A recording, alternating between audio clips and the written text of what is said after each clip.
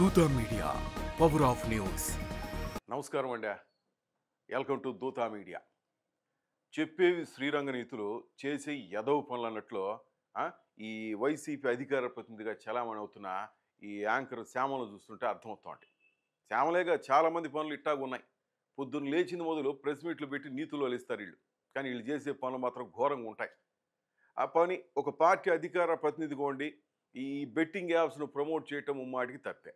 ప్రజల కోసం పాటుపడితేనే రాజకీయాల్లోకి వచ్చి అదే ప్రజలు బెట్టింగ్ వైపు నడిపిస్తూ వారి జీవితాలు నాశనం చేస్తుంది శ్యామల అంటే అందరు గగ్గోలు పెడుతున్నారు. నిజమే కదా. ఆ, రాష్ట్రంలో అది జరిగిపోతే పట్టించుకోరా, ఇక్కడ దారి జరిగితే పట్టించుకోరా, మహిళల మీద అత్యాచారం జరిగితే ఈ ప్రభుత్వం ఏం చేస్తుంది అని చెప్పి రకరకాలుగా ప్రశ్నిస్తుంది ఈమె. సరే, పార్టీలో ఉంది కాబట్టి మీరు ప్రశ్నించారు అనుకో, మరి నువ్వు ప్రశ్నించడం కూడా తప్పు కాదు, దానికి కాసేపు నువ్వు పక్కన పెడతాం. మరి ఈరోజు బెట్టింగ్ యాప్స్ అనేవి ఏందమ్మా, యువత ప్రాణాలతో ఏ విధంగా చెలగాట ఆడుతున్నాయో ఈ పేపర్లో కానీ టీవీలో కానీ రోజు చూస్తున్నాను. మరి ఇంత చిన్న విషయం కూడా శ్యామలకు తెలియదా? ఇది చాలామంది అయితే బూతులు తిడుతున్నారండి.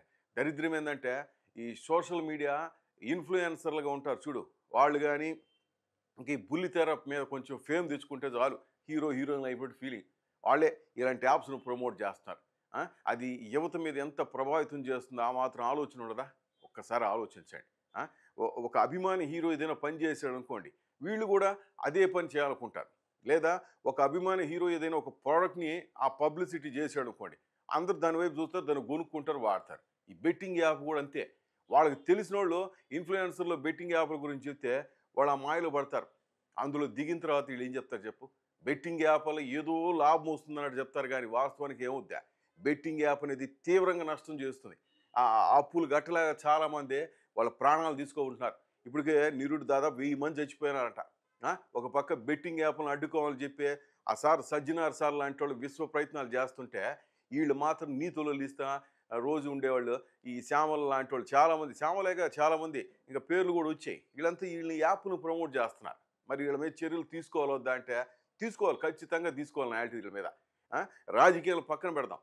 నిజంగా ఏ వైసీపీ కార్యకర్తనో లేకపోతే మిగతా సామాన్య ప్రజలు శ్యామల మాటలో లేకపోతే ఇంకో అమ్మాయి పేరు ఉంది ఏదో, వాళ్ళ మాటలు నమ్మి ఆ బెట్టింగ్ యాప్లో డబ్బులు పెట్టి మోసపోయాడు ప్రాణాలు తీసుకుంటే వాళ్ళకి ఆ కుటుంబానికి వీళ్ళు బాధ్యత వహిస్తారా?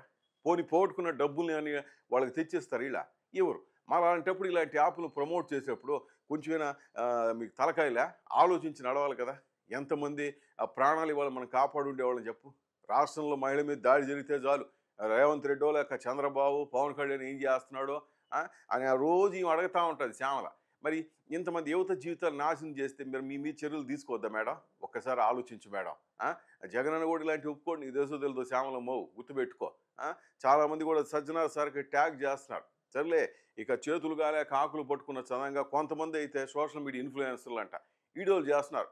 మేము ఒకప్పుడు తెలియక మేము ఈ బెట్టింగ్ యాప్ ప్రమోట్ చేసాం, దయచేసి ఎవరు కూడా వాళ్ళు జోలికి వెళ్ళొద్దు, మేము తప్పు తెలుసుకున్నాం అని చెప్పి. మరి ఈ బుద్ధి అప్పుడు లేదా?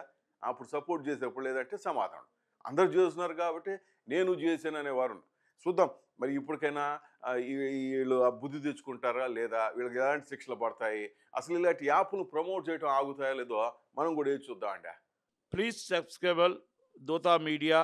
దూతా మీడియాని అందరూ కూడా సబ్స్క్రైబ్ చేయండి, అందరూ చూడండి, దాంట్లో కామెంట్స్ చేయండి. For more updates please subscribe దూత మీడియా.